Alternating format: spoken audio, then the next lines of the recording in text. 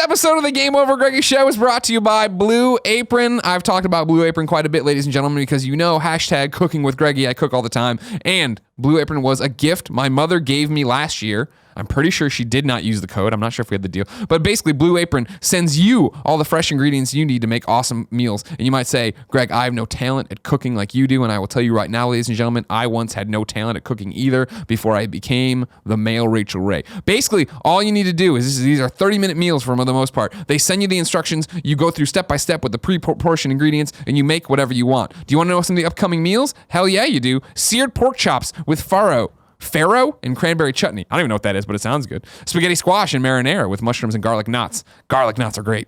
Spicy shrimp and Korean rice cakes with cabbage. And furry kaki. I can't be sure how you pronounce that, but that's how I'm going to do it. Anyways, it's affordable. It's less than $10 per meal per person. They deliver it all to you. It's seasonal. It's flexible. It changes. You get to go online, pick your meals. Everything's great. So here's what you do. Check out this week's menu and get your first 3 meals free with free shipping by going to blueapron.com/Greggy. You will love how good it feels and tastes to create incredible home-cooked meals with Blue Apron. So don't wait. That's blueapron.com/Greggy. Blue Apron, a better way to cook.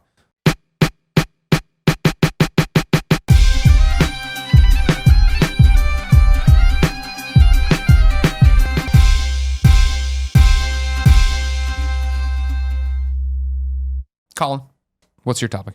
Well, I brought it before Amazon, and I wanted to talk specifically about Amazon Go. Yeah. I've been dying to hear your thoughts on this because I haven't seen you since or we haven't talked since the trailer came out. No, and so just to stop right here, if you don't know what Amazon Go is, I want you to stop this podcast, pause it. If you're on YouTube or whatever, just wait until you get home. If you're ever listening to the podcast, go watch the video.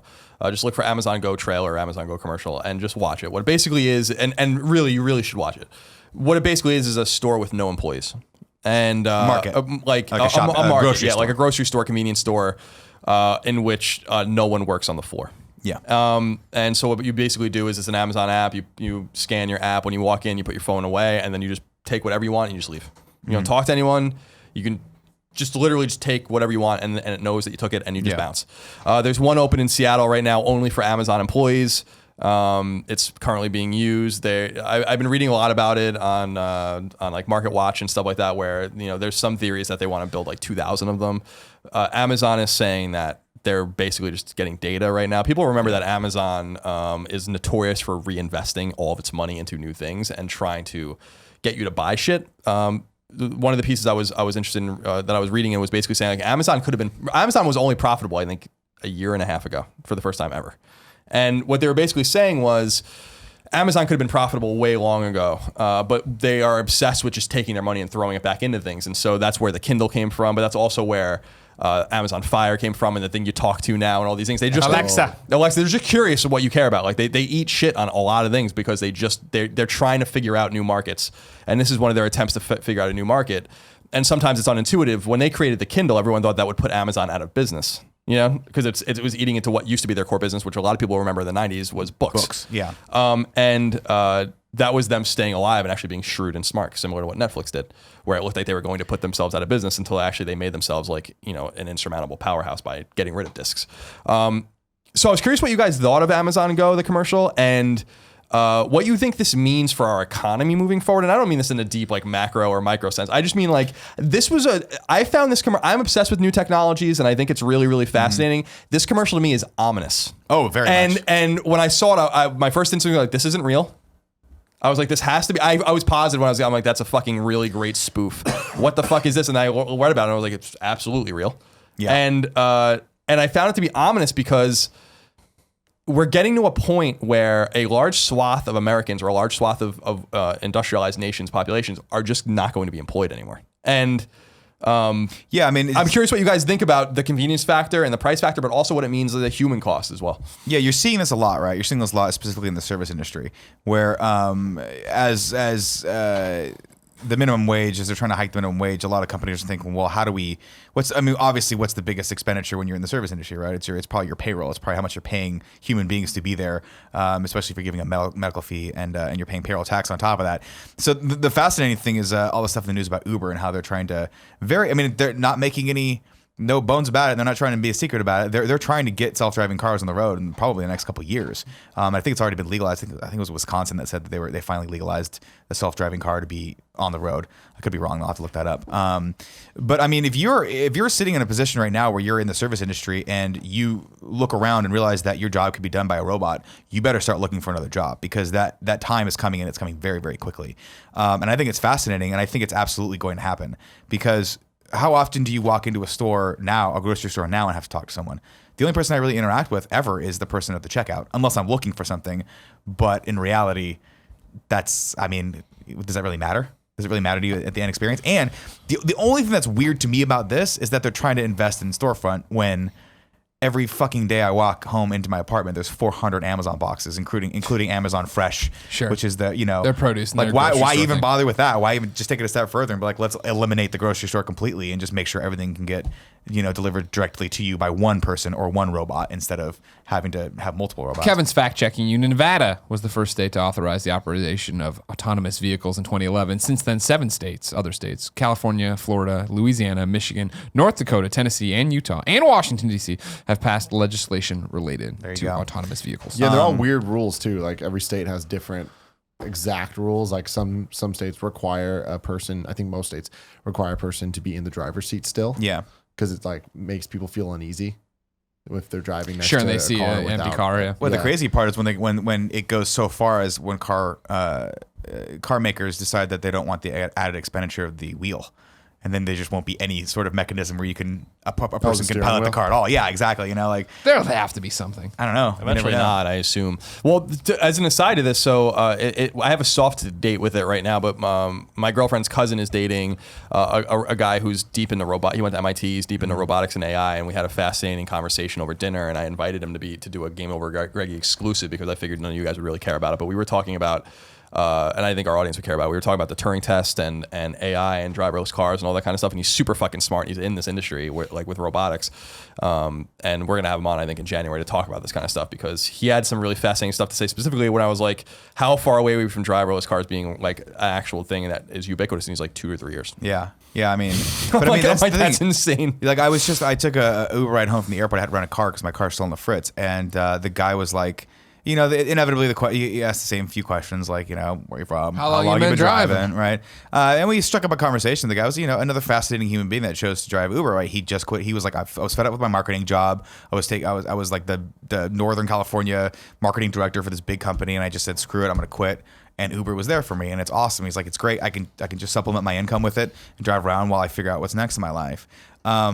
That's a beautiful time period that we're in. That is very quickly going to be coming to an end, though. Like, all these people, like, think about how many people are now employed by Uber, like who count on that revenue to come in every year. They're going to be shit out of fucking luck. Them, all the taxi cab drivers, anyone that works at any fast food restaurant is going to be shit out of luck in the coming 5 years. It's crazy. Like, I think we were talking yesterday, and you were saying that for the first time, there's just going to be a ton of population that just is going to have to deal with not having a job. I referenced this. I've referenced it multiple times now. This really fascinating half an hour long interview that Bill Maher did with Barack Obama. And Obama's giving a lot of random interviews now. I don't know if you've noticed. Like, he talked to Trevor Noah at the Daily Show, and it was supposed to be like not funny at all. It was just a total interview, like because he doesn't care now. Like he's a lame duck. And one of the things he said, which is something that some Western countries in Europe are already dealing with, I think Sweden in particular, some of the Scandinavian countries, is like, what do you do with do you have like some sort of social safety net that's so deep and intrinsic that you basically have a minimum salary that everyone gets from the state? And Obama was saying that that's not necessarily, I mean, I'm boiling this down, but it's not necessarily an endorsement, but it's something we have to think about in the near future, closer than we think, where we're like 25% unemployment's like gonna it's first of all, during the Depression, it was 30% in the 30s, and a 25% unemployment rate is going to be reality. Like even though Donald Trump is promising people to bring factories back and all that kind of stuff, we might have American factories. It's just that robots are eventually going to do all the work. Yeah. And the same thing with McDonald's. The fight for $15 minimum wage. McDonald's was like, fuck you, all of you. Like, we're just going to have. We're not doing that. We're just going to have, I mean, the one at Stonestown is one of the examples of what they're trying to do, which is basically just to eliminate everyone in the store that doesn't need to be there. When I was in Quebec, the outskirts of, we stopped at a random McDonald's, and it was the same thing. You walked in, it was the touchscreen, order that way. And it was like It's better for a the better experience Yeah. because it prints off exactly what you want. And you can like get the weird ass shit Yeah. that you didn't even know was an option. Yeah. Yeah. Man. I first saw that at Jack in the Box years ago. I think it was like 5 years ago they started it in Daly City. And it was just like, wow, but it was always a supplemental thing. It was always just like the people are there and this. And like, I don't know if we'll get to a point in the next couple of years where it's just the machines, but I mean, I would hope so. That shit's fucking awesome. Yeah, it's just that like one of the things that I'm trying to think about, and this is and this is what I was curious about to talk to you guys about, is that it's antithetical to my own politics of like kind of market driven ideas and like you get paid what you're worth or whatever. But the fact of the matter is, there's going to be a ton of millions of casualties in terms of economic casualties in terms of this, and it's something that we have to kind of deal with. Like, I understand where McDonald's is coming from. I own a business. We own a business, and I would resent the federal government or the state saying like you have to pay these people a certain amount of money. I'd be like, well, I've never believed in, and I've had a lot of debates with this. I don't believe in a minimum wage. I don't think it's right, and I think it's weird. Like to say like if you don't like what you're being paid, then don't work there. Yeah. Like, and if you don't have skills that are marketable enough, then that's actually your fault, not the company's. So, like my whole thing is this kind of drive to help people have a more livable wage, I guess, which is respectable, is just actually going to drive them out of employment completely because these companies are going to be like, no more, no. Like, especially companies that work on razor thin margins like Amazon or Uber or, even a supermarket. My dad actually moonlighted for many years as a produce guy at a major chain called Wallbounds on Long Island in New Jersey that doesn't exist anymore. And we used to talk all the time. The margins in supermarket shopping, for instance, is like 3%. Like, that's all they're making above what they're selling. Like, so if you buy a bag of chips for $2, their rip on that is like maybe 10 cents, maybe 8 cents.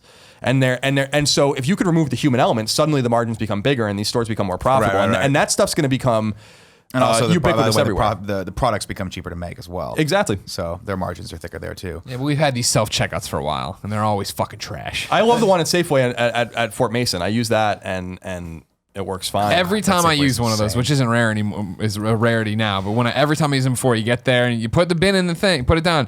You have to put the thing down. I'm like, I've put the thing down. I'm putting it down multiple times. Like, you need assistance. I'm like, all right. And then I wait for somebody to come over and type some code in and turn it. That's the thing. Is like the assistant. There needs to be at least one person making sure that all that. Well, that was shit's the thing at the happening. McDonald's in Canada that I was at with the touchscreen, because I haven't been to the one here with the touchscreen, where there was just a manager walking the floor, there for if anybody needed it, talking to people, being jovial, and then back, behind the thing where everybody was cooking and bringing food out and calling out numbers and stuff. Yeah. So there's still a human element, but yeah, you're just eliminating. But I feel more. like going back to the original topic, like, isn't that what this Amazon Go is, right? It's all that self-checkout, but eliminating the stupidity of it. You literally bring in your own bag. Yeah, no, you put the shit in your totally. bag, you walk out. Is that something you But would even do? that, well, like my thing with it is like looking at it, it seems too small. I'd be more excited if it was a full-blown grocery store. Well, I'm sure it will Well, they're be testing eventually. I know. This I'm is just probably saying. I'm for just the talking about what commercial. we've seen. Yeah, for the commercial of jumping in there and going like that won't be part of our lives. They're not going to put one around here. That's going to be like in Soma. They'll be the one or whatever. That's the thing too, is like Amazon, they test a lot of stuff, and they even have like Amazon, their brick and mortar stores and stuff, and it's more like boutique-y, like cute shit, especially up in Seattle, because they that's where they're based. But I think that we've seen so many technologies that, like Apple Pay, right? How many times have you guys used Apple Pay? Never. You know, and we're San Francisco. Like, we are the target audience for that. And it's like, nah, we don't do that. We got these chip reading cards, and that's a freaking disaster. And who the hell knows why they even did that? It's that just to save More you from any secure. comments is that those are super secure. That's why they make you do it. I mean, but see, that's this. I don't fucking. The buy that Target shit. thing is what the Target hack is what it convinced everyone to do it. But I'm just Because my thing is with those, like with the chip cards, there's been more times where it doesn't even ask me for a PIN code. Just put the code in, It needs to ask for the PIN code, or else it's not. or else it's not secure at all. Then it's literally worse than the other one, which I've experienced multiple times. I'm like, It's just a regular credit card. Yeah. I'm like, why'd you just let me buy this without any form of proof? Like, so you could just found this card and bought the shit, whatever. There's all these technologies that I'm like, I really wonder what's actually going to catch on and be something that everybody uses. Uber was a thing when it first came out. I was like, this sounds sketchy as hell. I'm gonna fucking put a phone app. Someone's gonna come pick me up and drive me somewhere. Oh, yeah. It was like, hell no. I was I'm hell not doing adopter that to shit. that. But then eventually it's like you get stories from everybody and it becomes ubiquitous out of nowhere, right? But then there's other things like Apple Pay that are not. And I'm like, why not? Everyone has their phone. Why aren't more people using that? And again, the more people being us, like, or anyone I know. And I wonder with the driverless cars and stuff, because I recently, a couple days ago, I was driving, and there was an Uber next to me with the self-driving thing on top. And there was a dude driving it, but They're it's like, testing. Yeah, I saw it too happen when I drove by. Yeah. that's there in SF. So it's like, there's all this shit going on, and I'm really interested in what it actually ends up being. But I think Yeah. that there's so much political shit that it's like there's certain things that because of people high up, they're not going to allow things to happen because they need to be able to have people working. They need Yeah. to be able to have this whole economy going. And this goes back to the whole election thing and all the empathy for middle America and all that. It's like, this is a perfect example of like the other end of that, of just like, then nobody has jobs. And then it's like, well, then what do we fucking do? Yeah, it's complicated. Amazon is an interesting example to me because Uber runs on the same kind of thing too, is that they eat shit over and over again financially in order to put everyone out of business so that they are the only game in town. Or you think, as I was reading another piece about how like people go on Amazon assuming things are cheaper than they are everywhere, but they're actually not. It's just that like we're so engineered, especially with toiletries and all these kinds of things, like they're actually not cheaper. You go to Target or something and get them for cheaper, but you're so used to the convenience and just Amazon and Amazon Prime, like it's working. What they're doing is working, where like they're the one game in town. And it's ironic in the sense that, and this is why I found the Amazon Go commercial somewhat unsettling, even though it was also exciting and really awesome to see this technology of just walking in and grabbing whatever you want and leave. It also I also realized that there's going to be just a ton of casualties. And the ironic thing above that is that the people that are fighting on behalf of the people to get a better living wage or whatever are actually expediting the demise of those very people's ability to work at all. And what I mean by that is, for some reason in the last 10 years, and I don't mean any disrespect to, blue collar work or for part-time work, whatever. That's not what I mean at all. And I think people understand that. But McDonald's 20 years ago, or when I was a kid, when I turned 14 or whatever, that was a place you went when you were in school or you were in college and you worked part-time. This is not a place to make a career. This is not a place to raise a family. No one's raising a family working 30 hours a week at McDonald's. And somehow, some way, because these people were slowly left behind in their job, their ability to work a job in this fast-moving technological economy have left them so far behind that they have no choice but to go to these places and ask for a better wage. But then when you ask for a better wage, then they're like, no, we're not paying you a better wage. McDonald's can't afford to pay you $15 or they're going to go out of fucking business. So they invest in these computers and then they hasten the demise of their own jobs. It's just a very strange thing that we talk about these people as if like, I work at McDonald's and I want $15 an hour. And it's like, but that's not what McDonald's is. You choose to work at McDonald's to make that much money. And that might be the only place you can work. And I sympathize with that. But at the same time, it's not the corporation's business to give you a job or to pay you a certain amount of money. And it's not society's job to guarantee you a job or guarantee you money. And this is where and I only say that because this is a confluence of really fucked up and interesting things that we are going to have to grapple with in the next few years. We are going to have a permanently unemployed population. Like, it's going to happen. And like the I don't know what the answer is, and that's why I was saying like what they're doing in Sweden, experimenting with a social safety net in which everyone is paid. I think that's a terrible idea. I think it's a terrible idea too, but at least I think it's an awful idea. It's exactly but like at least welfare, where it's just going to enable people to not you have to do for themselves, and it's going to just take money out of every taxpayer's pocket. Exactly, but and I agree with you. I mean, I'm very conservative in that sense. I don't believe in these social safety nets for the most part, unless the ones you pay into, and even those I would get rid of eventually. Well, they're going to, but those will take care of themselves. Don't worry about that. Medicare and Social Security are finished. But politics aside, my own ideology aside, the fact of the matter remains in 10 years, we're going to have a 15% unemployment rate permanently. That's ridiculous. And it's like, and we can ignore the reality of that, but then like, what do you do? Like that's the whole, I mean, that's the thing. That's the thing. It's the same argument that comes back to like climate change, right? Where people are like, what the hell do we do? But at some point, someone's going to figure out a way to put those people to work and make money off of them, right?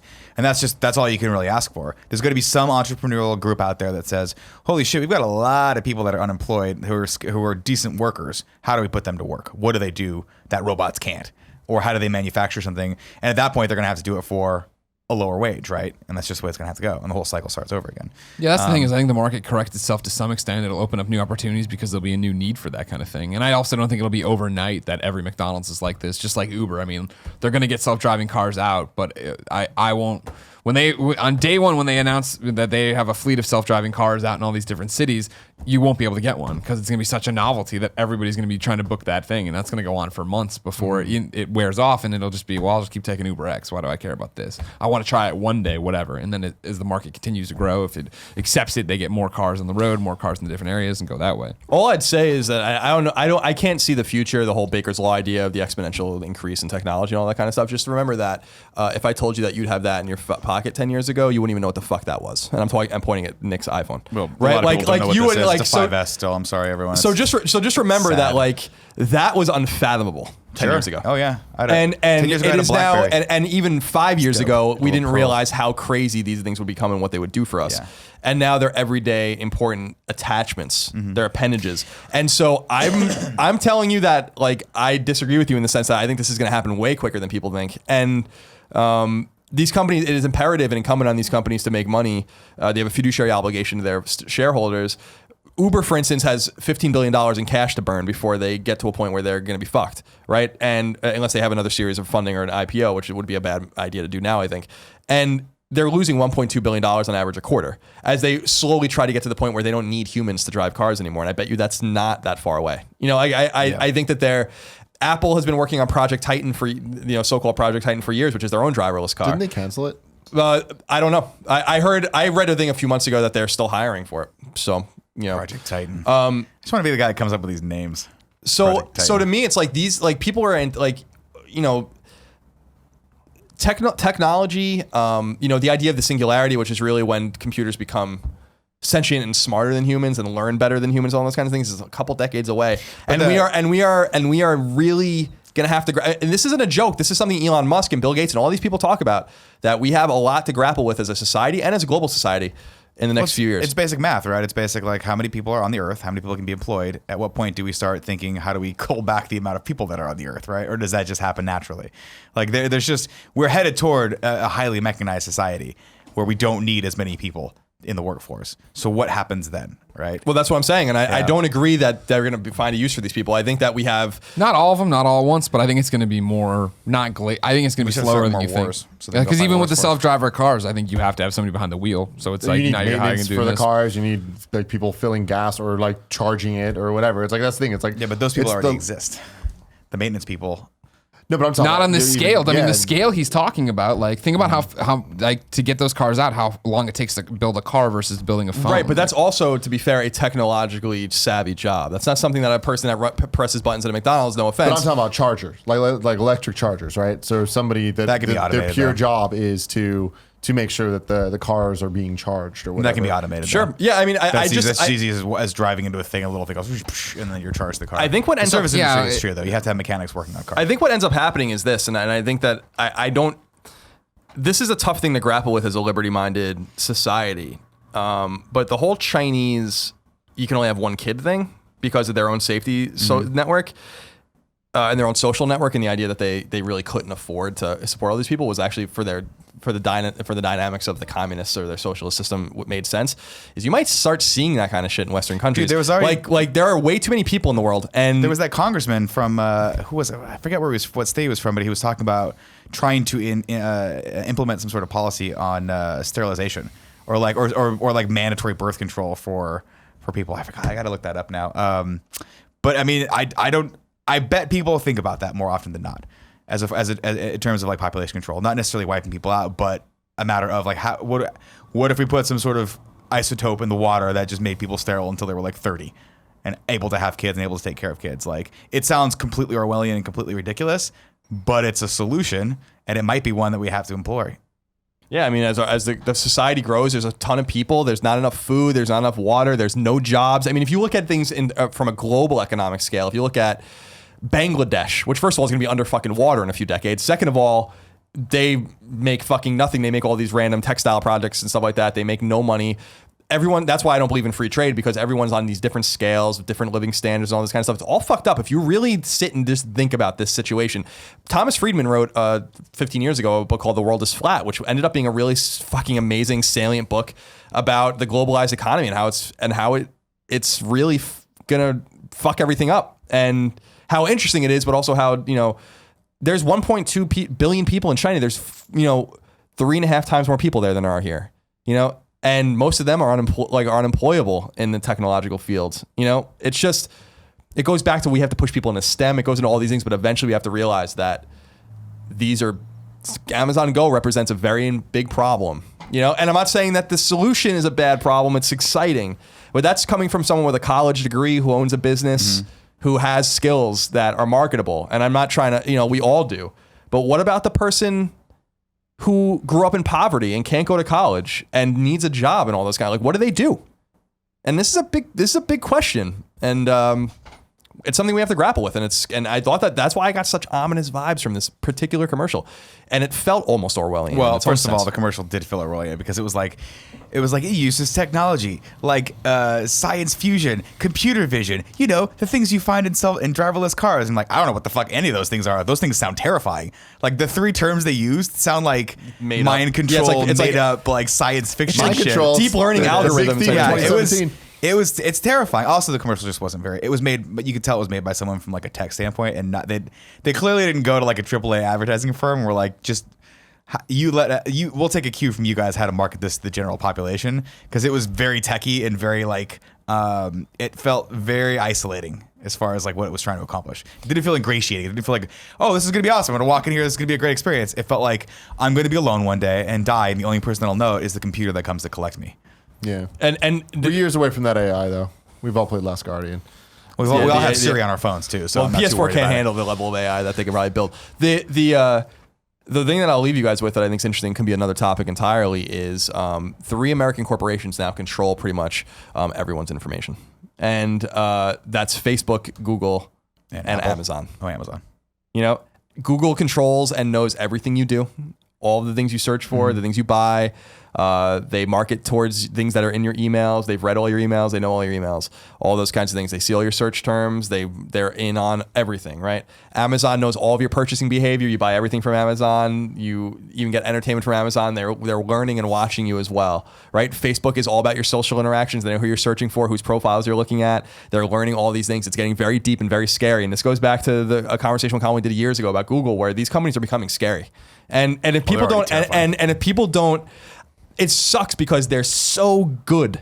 Google's the homie. Until Google fucks me, Google's the homie. But the thing is that when they do fuck you, and I don't think it's an if, I think it is a when. No, they already have. But When did they fuck me? All right, Google Plus wasn't that great. I don't mean that. I mean, they were like, it wasn't Google one of the companies that with the whole Snowden thing? Like, weren't they compelled by the government to give all your personal information to the NSA? Yeah, the NSA. That's a whole different thing that the telecoms and all these guys are doing. But what I'm saying is, like, when someone gets into Google and hacks it. No, that's like, I mean, I don't worry about that. I mean, Google. You should. Everyone should be very Google worried. is like, that's a big beast to hack. Like, what part of Google are you going to hack? Like, I don't know. And they have the best engineers in the world making sure that's not going to be possible. I'm more worried about what they do with that information and what that says about us, right? Because sometimes I feel like I'm just another diode connected into the computer, or another electrical component of a chip of this big thing, right? At a certain point, when do we just give up and say we're no longer responsible for the things that we're doing? All of our decisions are just being catered to us and therefore taken away from us.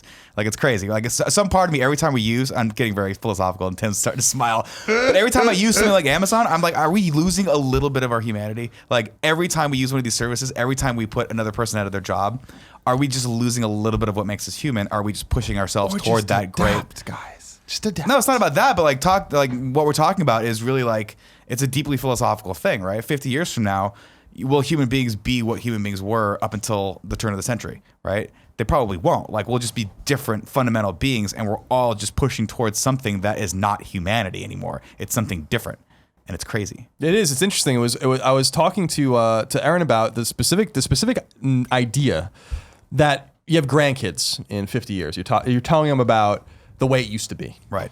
and you're like, would you believe that I would go on this phone? And they might know the idea of what the phone is. I don't think anyone's using it anymore. There's probably things built into you at this point or whatever. Yeah. And I would call what we called an app. Mm-hmm. And someone would drive in a car, like a vehicle, and they'd probably be like, people drove them? And he'd be like, yeah. And a guy would come and pick me up and bring me somewhere. Like, that's the way this is. And they're like, wow, that's so crazy. crazy. And they would never really know how to get there. And on the way, if you took a pool, they would pick 13 other fucking people up. Dude, I swear to God, I'm sorry, I'm not going to get off of pools. I've taken like a bunch of pools since my car's been broken down. It is the worst. Pool, don't take pool. It was like $5 versus $20. So I was like, oh fuck, I gotta take pool. You But I got get in what the you car, paid for. There's 2 other people there. The guy has no idea what he's doing. And on the way, he drops one off and picks someone else up. And I'm like, how long am I gonna be in this fucking car for, dude? Like, I could have walked there by now. I've had nothing but great pool experiences, man. It's always just a fucking great. Oh, it's because you got those blue eyes. Yeah, I don't use pool. Pool's But just garbage. think about the stories you'll tell your grandkids and how quaint these days will be to them. Because as crazy as things are right now, they're going to get fucking going way crazy They're gonna and make a in the lot of next money. in the next few decades. And as we reach the singularity, and as we reach robotics and AI and things passing Turing tests, and which is going to be when an AI is able to trick you into thinking it's human, you better fucking run away. Yeah. and Westworld, that's baby. and that's Westworld. and that's Unless it'll let you have sex with it, in which case, go ahead. Do some nasty shit to it. Westworld. These days are going to be looked back at as quaint, and we are a very unique transitional generation. We remember what it was like before the internet, and this is something that if you're 20 or 25 years old, you don't remember that. You know, like I remember those days. We all remember those days before we had I don't computers. necessarily remember those days. Yeah, well, I guess, yeah, you might be the cusp, right? Like I remember getting our first computer. I remember putting our 486 on a 28.8 modem to connect to the internet in like hell yeah. 1994. I remember these things and how quickly in 20 years or so, these things have come to fruition. We are at a very unique nexus in societal history, in humanity's history and in society's history. And I'm telling you, it's going to be exciting and different and interesting to go back and think about these days, and we're going to yearn for them in a very deep, nostalgic way because things are going to get fucking creepy.